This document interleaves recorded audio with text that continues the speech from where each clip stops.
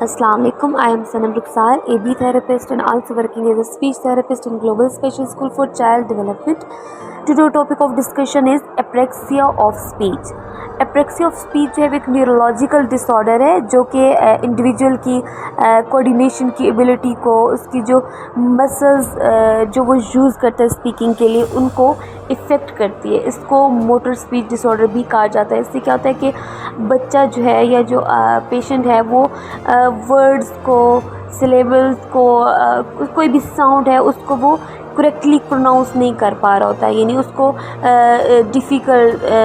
Difficulty हो रही होती है कुछ भी प्रोनाउंस करने में। तो इसके कुछ करेक्टरिस्टिक्स हैं जिन पे हम बात करेंगे। कुछ सिम्टम्स हैं लाइक उनको डिफ़िकल्टी आ रही होती है साउंड्स को, वर्ड्स को प्रोनाउंस करने में। टंग और माउथ की कोऑर्डिनेशन होती है, मूवमेंट होती है, उसमें भी उनको डिफ़िकल्टी हो रही है। तो यानी वो अपने माउथ को, अपनी टंग को मूव नहीं कर पा रहे, तो उनकी टंग मूवमेंट नहीं होती, उनकी लिप मूवमेंट नहीं होती, कोऑर्डिनेशन नहीं होती, उनको डिफ़िकल्टी आ रही होती है इसमें। डिस्टॉर्टेड और इनकरेक्ट प्रोनाउंसिएशन हो रही होती है, difficulty with rhythm and stress. तो ये जो सिंपल वर्ड्स होते हैं उनको भी फिर वो बोलने से अवॉइड करते हैं। एक तो उनकी फिर वोकैबुलरी भी कम हो जाती है। तो इससे क्या होता है कि जब वोकैबुलरी भी कम हो जाती है, ऊपर से फिर वो बोल भी नहीं पा रहे, तो उनको करेक्टली कोई भी वर्ड प्रोनाउंस नहीं कर पा रहे होते, तो उनके लिए बहुत ज़्यादा ये इन चीज़ों में मुश्किल आ रही होती है। एप्रेक्सिया ऑफ स्पीच की दो टाइप्स हैं। एक हमारे पास आती है चाइल्डहुड एप्रेक्सिया ऑफ स्पीच, यानी CAS। ये कब होती है कि प्रेजेंट एट द बर्थ और डेवलप इन अर्ली चाइल्डहुड, कि ये बर्थ के टाइम भी प्रेजेंट होती है या फिर चाइल्डहुड में ही शुरू हो जाती है, डेवलप होना शुरू हो जाती है। नेक्स्ट हमारे पास आ जाती है एक्वायर्ड एप्रेक्सिया ऑफ स्पीच। इसका क्या होता है कि कोई ब्रेन इंजरी हो जाती है, कोई डिजीज़ हो जाती है लाइक स्ट्रोक या कोई ट्रोमेटिक ब्रेन इंजरी होती है जिसकी वजह से एप्रेक्सिया ऑफ स्पीच जो है वो आ जाता है। तो कुछ जो है वो स्ट्रेटजीज़ हैं एप्रेक्सिया ऑफ स्पीच की जिस पे हम बात करेंगे। तो सबसे पहले हमारे पास आ जाती हैं आर्टिकुलेशन स्ट्रेटजीज़। आर्टिकुलेशन स्ट्रेटजीज़ में आ जाती हैं मल्टी सेंसरी अप्रोचेस। इसमें क्या होता है कि use visual, auditory and kinetic cues to practice correct articulation, यानी उस बच्चे की जो आर्टिकुलेशन है उसको करेक्ट करने के लिए कुछ जो है वो ऑडिटरी, विजुअल या बार बार जो है वो क्यूज़ हैं उनको प्रैक्टिस किया जाता है। नेक्स्ट हमारे पास आ जाता है मिरर वर्क। मिरर यूज़ किया जाता है बच्चे की टंग की ऑब्जर्वेशन के लिए या उसकी माउथ की ऑब्जर्वेशन के लिए, टंग पोजीशन के लिए मिरर वर्क भी किया जा सकता है। यानी ये भी एक स्ट्रेटजी है जिसको यूज़ करके बच्चे की जो है वो टंग मूवमेंट और उसकी जो लिप मूवमेंट है उस या कोऑर्डिनेशन को बेहतर बनाया जा सकता है। नेक्स्ट हमारे पास आ जाता है टेक्टाइल क्यूज़, यानी use touch to guide mouth and tongue movement. Touch दे के जो बच्चे की टंग की मूवमेंट है, यानी उसको टंग अप, टंग डाउन, लेफ़्ट राइट करवा के जो है वो प्रैक्टिस करवाई जा सकती है। नेक्स्ट हमारे पास एक स्ट्रेटजी है कि स्लो स्पीच।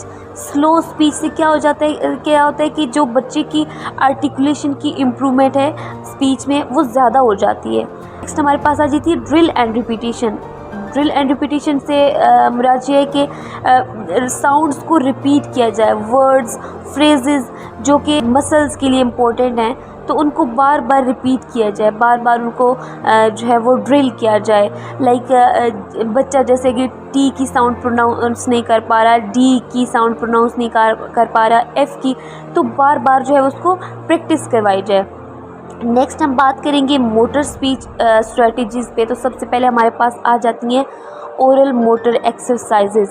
तो ओरल मोटर एक्सरसाइजेज़ का मतलब जो है वो पर्पस ये होता है कि बच्चे की लिप मूवमेंट पे काम किया जाता है, बच्चे की टंग मूवमेंट पे काम किया जाता है, बच्चे की लिप स्ट्रेंथन पे काम किया जाता है, ताकि जो बच्चे के जो स्ट्रेंथन है ओरल मसल्स हैं वो जब प्रैक्टिस में आएंगे, टंग कर्ल्स, लिप ट्रिल्स, तो इस तरह की एक्सरसाइजेज करवाई जाती हैं जिसमें जो है वो कोशिश करता है, ट्राई करता है बोलने की। नेक्स्ट हमारे पास आ जाती है सिलेबल रिपीटिशन। इसमें क्या होता है कि बच्चे को बार बार रिपीटिंग जो है वो प्रैक्टिस करवाई जाती है बच्चे की कोऑर्डिनेशन को इम्प्रूव करने के लिए। वर्ड ट्रेनिंग यूज़ की जाती है, यानी आर्टिकुलेशन के लिए, आर्टिकुलेशन को इम्प्रूव करने के लिए जो साउंड्स होती हैं उनको बार बार प्रोनाउंस करवाया जाता है। बच्चे की जो है वो म्यूज़िक यानी rhythm and meter like music use किया जाता है बच्चे की साउंड को, रिदम को इम्प्रूव करने में। लाइक आप कोई भी उसको ए बी सी इस तरह की आप साथ में रिदम या कोई म्यूज़िक लगा दें, जिससे क्या होता है कि बच्चा जो है वो प्रैक्टिस करता है, बोलना स्टार्ट करता है। नेक्स्ट हमारे पास आ जाती है ब्रीदिंग एक्सरसाइजेज। तो इसमें क्या होता है कि रिस्पायरेटरी सपोर्ट की भी ज़रूरत होती है स्पीच के लिए, तो बच्चे को ब्रीदिंग एक्सरसाइजेज करवाई जाए, लाइक ब्लो करवाया जाए। इस तरह की एक्सरसाइजेज से क्या होगा कि बच्चे की जो है ओरल मसल्स हैं उनमें जो है वो एक स्ट्रेंथन आएगी, तो बच्चा जो है वो बोलने की ट्राई करेगा। नेक्स्ट हम बात करेंगे ट्रीटमेंट पे। तो सबसे पहले हमारे पास आ जाती है स्पीच थेरेपी। तो एक आप बच्चे को अगर ये इशू आ रहा है तो आप एक स्पीच थेरेपिस्ट के पास जाए जो स्पीच लैंग्वेज पैथोलॉजिस्ट है। नेक्स्ट आर्टिकुलेशन थेरेपी होती है, यानी इसमें क्या होता है कि बच्चे का जो फोकस होता है उस पर प्रोनाउंसिएशन पे करवाया जाता है। बच्चे का जो मोस्टली फोकस होता है वो प्रोनाउंसिएशन, क्योंकि मोस्टली जो है बच्चे वो साउंड्स को प्रोनाउंस नहीं कर पा रहे होते। मोटर स्पीच थेरेपी होती है, इसमें क्या होता है कि मसल्स और मूवमेंट होती है, लाइक मसल को टारगेट किया जाता है, या लाइक लिप मसल्स, माउथ के मसल्स, इनको जो है वो टारगेट किया जाता है, उनकी जो कोऑर्डिनेशन और मूवमेंट पे काम किया जाता है। नेक्स्ट हमारे पास आ जाता है लैंग्वेज थेरेपी। इसमें क्या होता है कि ओवरऑल जो बच्चे की कम्युनिकेशन स्किल्स हैं उनको जो है वो इम्प्रूव किया जाता है। तो ये कुछ टेक्निक्स थी, कुछ स्ट्रेटजीज थी जिनको यूज़ करके हम बच्चे की स्पीच को इम्प्रूव कर सकते हैं। Thank you so much.